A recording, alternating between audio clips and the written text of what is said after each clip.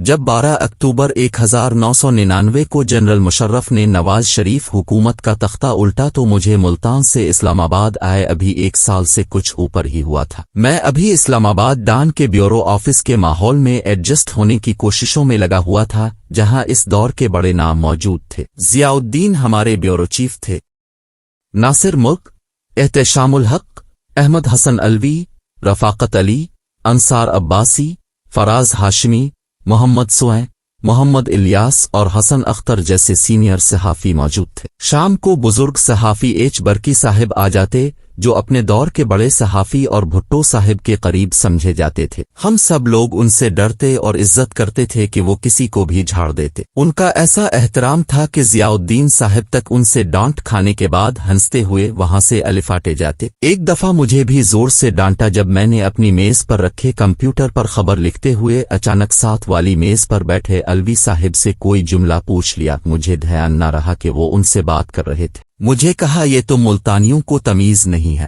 میں شرمندہ سا ہو گیا۔ خیر، جس شام مشرف کا ماشاء اللہ لگا، اس رات میں بس میں وہاڑی کا سفر کر رہا تھا۔ میرے بیٹے کی اگلے دن پیدائش ہونی تھی۔ اگرچہ شام کو ہی گڑبڑ شروع ہو گئی تھی۔ جب مشرف کو برطرف کر کے جنرل ضیاء الدین بٹ کو چیف لگایا گیا تو فوج نے نواز شریف کا حکم ماننے سے انکار کر دیا۔ پنڈی سے وہاڑی جانے والی بس کا وقت 10 بجے کے قریب تھا۔ اس وقت موبائل فون میرے پاس نہیں تھا، جبکہ سوشل میڈیا کا ابھی رواج نہیں تھا۔ یوں کچھ پتہ نہیں چل رہا تھا کہ ملک میں کیا چل رہا ہے۔ بس میں اکثر لوگوں کو ماشاء اللہ کا تو پتہ چل گیا تھا، لیکن یہ پتہ نہیں تھا کہ جنرل مشرف کہاں ہیں اور نواز شریف کا کیا بنا۔ راستے میں رات گئے، بس ایک ڈھابے پر راکی تاکہ مسافر کچھ کھا پی لے۔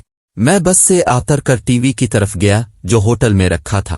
ٹی وی پر اس وقت جنرل مشرف کی پہلی تقریر سے پہلے قومی ترانہ نشر ہو رہا تھا۔ یوں وہیں کھڑے کھڑے جنرل مشرف کی تقریر سنی کہ انہوں نے ماشاء اللہ کیوں لگایا۔ اس وقت مجھے اندازہ نہ تھا کہ جنرل مشرف اگلے 9-10 برس اس منظر نامے پر موجود رہیں گے، اور جتنی آسانی سے وہ حکمران بن گئے وہ اتنی آسانی سے اب تخت سے نہیں اتریں گے۔ نواز شریف اگرچہ خود کو کہتے تو جمہوری حکمران تھے، لیکن ان دنوں وہ امیر المومنین بننے کے ایک بل پر کام کر رہے تھے جن سے کوئی سوال نہیں پوچھا جا سکتا تھا۔ خورشید قصوری نے اپنے تئیں نواز شریف کے خلاف اس پروپیگنڈا کو دور کرنے کی کوشش کی اور نواز شریف سے ایک بھری محفل میں اس بل پر ایک سوال کر دیا تو انہیں وہیں ایسا سبق سکھایا گیا کہ وہ پھر کبھی نہ بولے اور جنرل مشرف کے ہاتھ پر بیعت کر کے ان کے وزیر خارجہ بن گئے۔ نواز شریف نے بھی اپنے دور میں سیاسی مخالفین کا جینا اس طرح حرام کیا ہوا تھا جیسے برسوں بعد عمران خان نے وزیر اعظم بن کر نواز شریف اور ان کے پارٹی لیڈروں کا کیا۔ اب لوگ کہیں گے کہ وہی حشر شہباز شریف حکومت عمران خان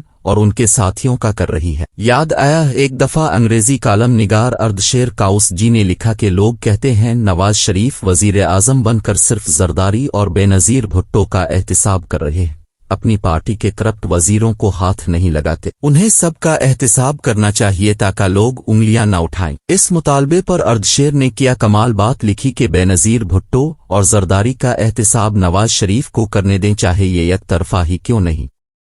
کوئی اور حکمران آئے گا وہ نواز شریف کا یک طرفہ احتساب کر بڑھیے گا، یوں دونوں برابر ہو جائیں گے۔ وہی ہوا۔ جنرل مشرف نے ماشاء اللہ لگا کر نواز شریف فیملی کے ساتھ وہی کیا۔ یوں کاؤس جی کی بات پوری ہو گئی کہ اس ملک میں برابر کا احتساب کبھی نہیں ہوگا، لیکن بچے گا بھی کوئی نہیں کہ سب کی باری اپنے اپنے مخالفوں کے ہاتھوں لگے گی۔ سب پیڑی جان گے، اور پھر وہ دور بھی لوٹ کر آیا کہ اسی نواز شریف نے جنرل مشرف پر ایسا مقدمہ بنایا جو پاکستانی تاریخ میں کسی پر نہیں بنا تھا۔ ان پر آئین توڑنے کے الزام میں بغاوت کا مقدمہ درج ہوا جس کا الزام ثابت ہونے پر موت کی سزا تھی۔ وقت بدل رہا تھا، کب کسی نے سوچا تھا کہ ایک دن کسی سابق فوجی حکمران پر کوئی سیاسی وزیر اعظم خصوصی عدالت قائم کر کے نئی تاریخ رقم کرے گا۔ نواز شریف کو اس کے لیے بڑا خطرہ مول لینا پڑا، اور ان کی براہ راست لڑائی اس دور کے army chief general Raheel Sharif سے ہوئی جو بعد میں خطرناک ٹکراؤ کی شکل اختیار کر گئے۔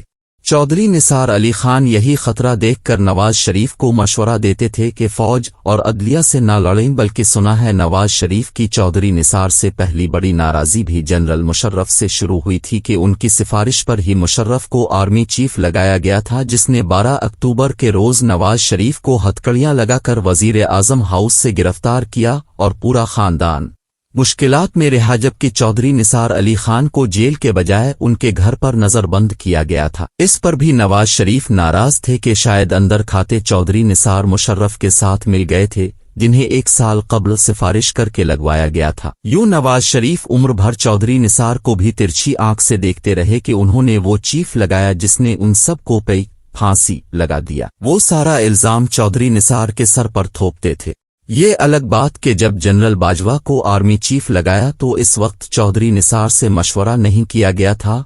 पिछला तल्ख तजुर्बा अभी ताज़ा था, लेकिन फिर भी मिलता जुलता अंजाम नवाज शरीफ का जनरल बाजवा के हाथों हुआ कि न सिर्फ अदालत के जरिए हुकूमत खो बैठे बल्कि बेटी समेत जेल जा बैठे और पूरा खानदान तो मफरूर करार पाया, जेल गया। यूं साबित हुआ कि चौधरी निसार का मशवरा हो या ना हो, नवाज शरीफ जब भी कोई आर्मी चीफ लगाएंगे इससे जरूर फड्डा होगा और नुकसान नवाज शरीफ का ही होगा। अब हर दफा तो किस्मत की देवी आपका साथ नहीं देती और आपको जनरल जहांगीर करामत जैसा आर्मी चीफ नहीं मिलता जो आपको मांगे बगैर इस्तीफा पेश करके पूरी हुकूमत और आर्मी कमान को हैरान कर देता है। शायद इसकी वजह ये थी कि जनरल करामत को आर्मी चीफ नवाज शरीफ ने नहीं बल्कि सदर फारूक लगारी ने वजीर आजम बेनजीर भुट्टो की सिफारिश पर लगाया था, जिसने इनकी हुकूमत घर भेजने के बजाय खुद घर जाना पसंद किया। सवाल ये है कि जनरल मुशर्रफ आखिर चौधरी निसार के जरिए नवाज शरीफ तक कैसे पहुंच गए और इस दौड़ में सबसे आगे जनरल अली कुली खान को हराकर आर्मी चीफ बन गए। ये पुरस्कार कहानी मुझे किसी और ने नहीं बल्कि लेफ्टिनेंट जनरल अली कुली खान ने ही रावलपिंडी की ढलती उदास शाम में सुनाई थी, जिसे सुनकर मैं जहां शशदर रह गया वहीं पहली दफा पता चला कि टॉप पर पहुंचने के लिए किस लेवल पर अंदर खाने क्या खेल खेले जाते हैं।